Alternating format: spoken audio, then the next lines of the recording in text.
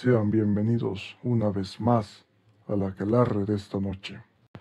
Antes de comenzar, si tienes una historia que quieres que relatemos, abajo en la descripción estará el correo al cual puedes enviar tus relatos.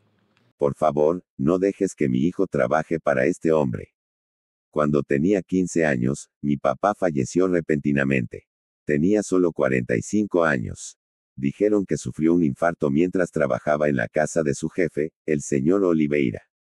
Había trabajado allí toda su vida, reemplazando las tareas de su padre cuando éste murió de problemas cardíacos.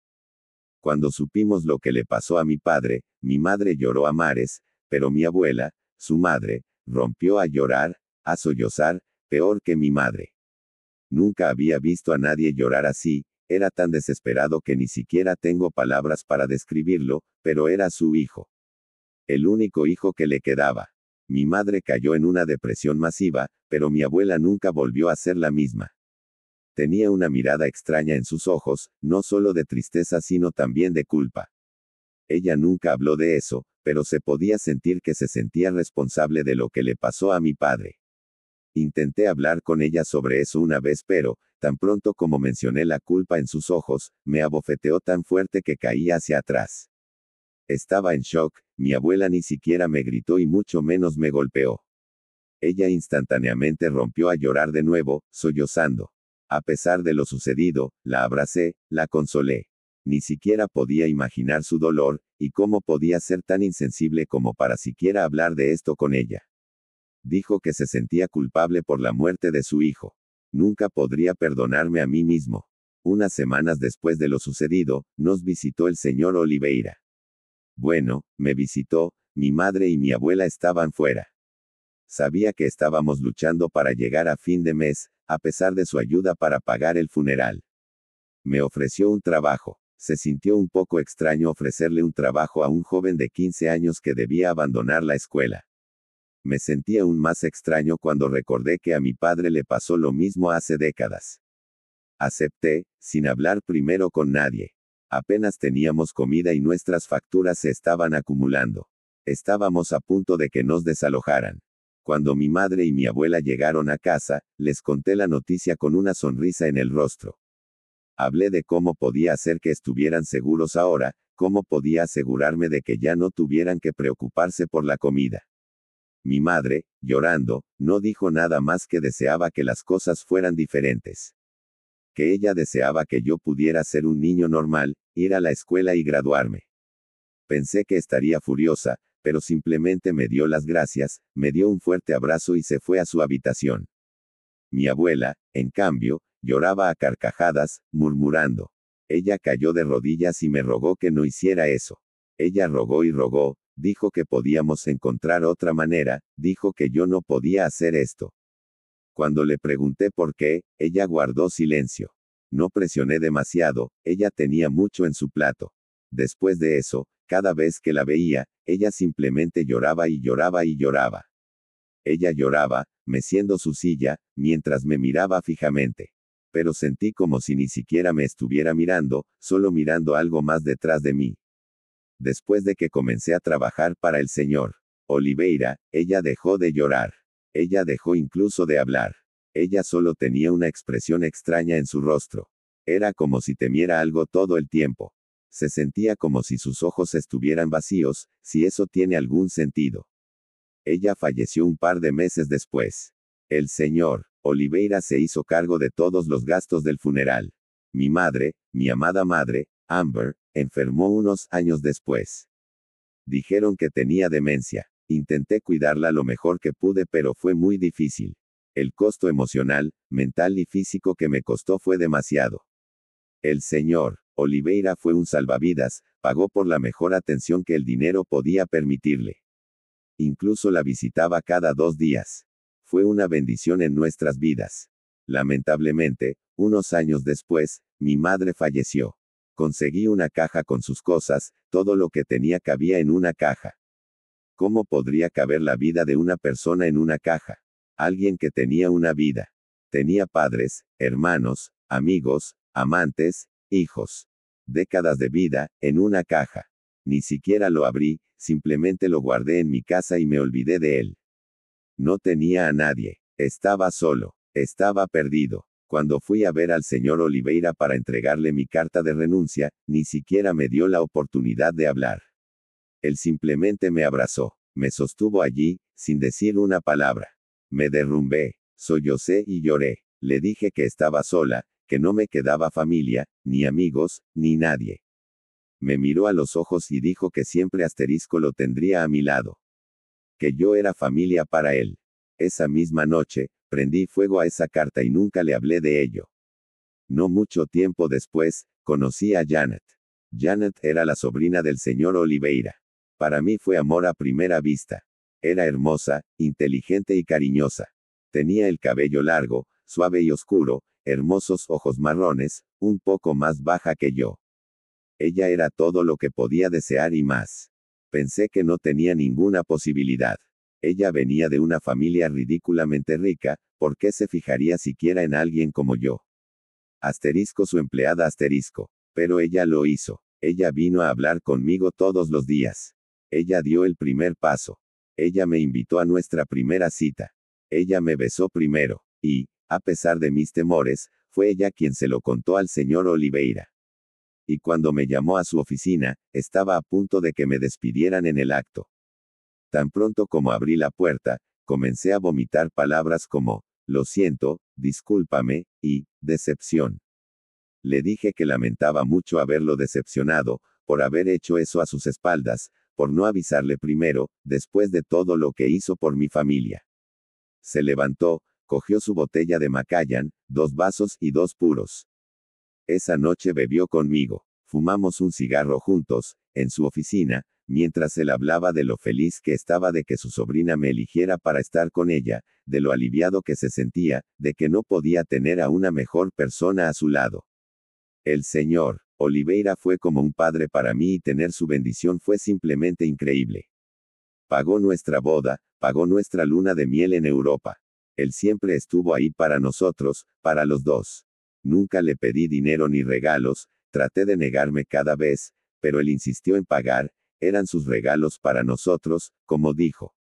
Estaba muy agradecido con este hombre. Yo solo tenía 30 años cuando tuvimos al primero, John, y unos años más tarde, a los 35, tuvimos a Amanda.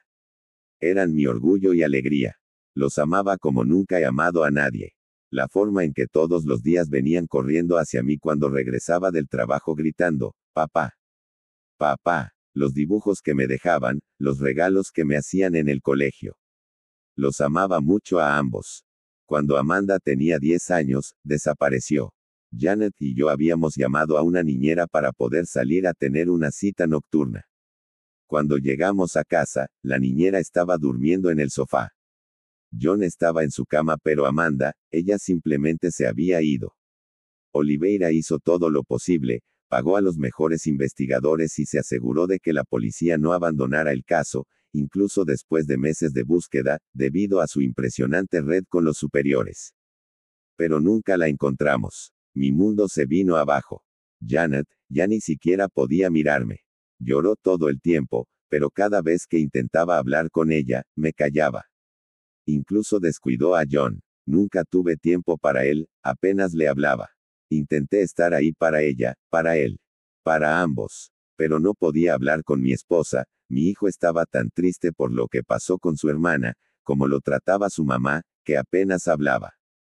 Había fracasado, como padre, como marido. Sin embargo, me mantuve firme, todavía tenía que al menos ponerles comida en la mesa. No sabía cómo hacer que todo fuera normal. O al menos lo más normal posible. Fue entonces cuando recordé que mi abuela había pasado por esto, que había perdido un hijo demasiado pronto y que tenía una especie de diario. Si tenía la suerte, debería estar en las cosas de mi mamá, ya que sabía que mi mamá limpió la casa después del fallecimiento de mi abuela. Fui al ático a buscarlo y estaba allí. ¡Qué suerte tengo! Allí habló de la muerte de mi abuelo. Habló de lo triste que fue ver a mi padre renunciar a su futuro para mantenerlos. Habló de cómo la familia nunca volvió a ser la misma después de que Linda, su hija, desapareciera. Eso sucedió justo antes del fallecimiento de mi abuelo. Nunca supe que mi padre tenía una hermana. Nadie me dijo eso nunca, ni siquiera mi padre. Ella escribió sobre cómo el señor Oliveira se encargó del funeral y lo bien que trató a su hijo. Sin embargo, también escribió que, un par de días antes de morir, mi abuelo llegó a casa un día con cara de haber visto un fantasma. Él le dijo que descubrió quién, o mejor dicho que asterisco era el señor Oliveira. Comenzó a hablar con ella sobre cómo la familia del señor Oliveira había estado empleando a la nuestra durante generaciones. Lo descubrió mientras reparaba sus escritorios, un libro muy grueso y viejo. Él le mencionó que lo que estaba escrito allí no podía ser real. Cómo se remontaba a mucho más tiempo que él o su padre. Cómo, durante generaciones, nuestra familia trabajó para los Oliveira, o al menos él decidió creer que había varios señores Oliveira porque alguien no podía vivir tanto, ¿verdad? Cómo, todo empezó cuando alguien de nuestra familia, que vivía en extrema pobreza, encontró trabajo en ese mismo señorío. Cómo ese hombre perdió a su hermana. Cómo murió ese hombre a los 45 años por problemas cardíacos. Cómo el hijo de ese hombre comenzó a trabajar para el señor Oliveira a los 15 años para mantener a su familia. Cómo su padre, mi bisabuelo, corrió la misma suerte. Le dijo a mi abuela que cómo era posible. ¿Cómo es posible que nadie haya notado ese patrón antes? ¿Cómo podría olvidar a su propia hermana? Ella pensó que mi abuelo había perdido el control. Que estaba sufriendo algún colapso mental. No lo creí en absoluto. Luego murió por problemas cardíacos a los 45 años. Luego mi padre empezó a trabajar para el señor Oliveira a los 15 años. ¿Cómo desapareció su hija? ¿Cómo pensó eso? Todo fue una coincidencia. Pero poco a poco mi padre se olvidó de su hermana. Por mucho que intentara hablar con él nunca podía recordarla. Como un día mi padre la llevó al médico porque pensó que estaba desarrollando demencia o algo así. Y cómo, incluso ella empezó a olvidarse de su hija. La única prueba que tenía era la entrada que escribió en ese diario, pero ¿y si eso ni siquiera fuera real? ¿Qué pasaría si estuviera tratando de sobrellevar la muerte de su marido y de alguna manera imaginara otra tragedia en la que concentrarse? Luego dejó de escribir durante años. Encontró una manera de afrontar la situación o algo así, pero ya no escribió más. Eso fue hasta que su nieta Brianna desapareció. Su nieta asterisco. Mi hermana asterisco. Pero no tengo una hermana. No puedo tener una hermana. No tengo recuerdos de ella, nada. Fue entonces cuando sentí el pavor. El miedo a darse cuenta de lo que pudo haber pasado. El temor de darme cuenta de la reacción de mi abuela ante la repentina muerte de mi padre. Su reacción cuando le mencioné por qué se sentía culpable por su muerte. La reacción que tuvo cuando comencé a trabajar para el señor Oliveira. Se sintió culpable por no creerle a mi abuelo. Se sintió culpable por dejar que esto siguiera como fuera. Mi corazón se hundió. Era verdad. Todo era verdad. Estoy escribiendo esto con la esperanza de que Janet pueda leerlo y no cometer el mismo error que yo. Con la esperanza de poder sacar a John de esto. Hace un tiempo cumplí 45 años. Puedo sentir que me duele el pecho. No sé cuánto tiempo me queda antes de poder terminar de escribir esto. Ni siquiera voy a perder el tiempo intentando pedir ayuda, mi destino está decidido. No sé qué es el señor Oliveira, pero, por favor, John, nunca trabajes para. Si les gustó la reunión de hoy, recuerden darle like, suscribirse, compartir y activar la campanita para no perderse ninguna otra reunión. Hasta el próximo aquelarre.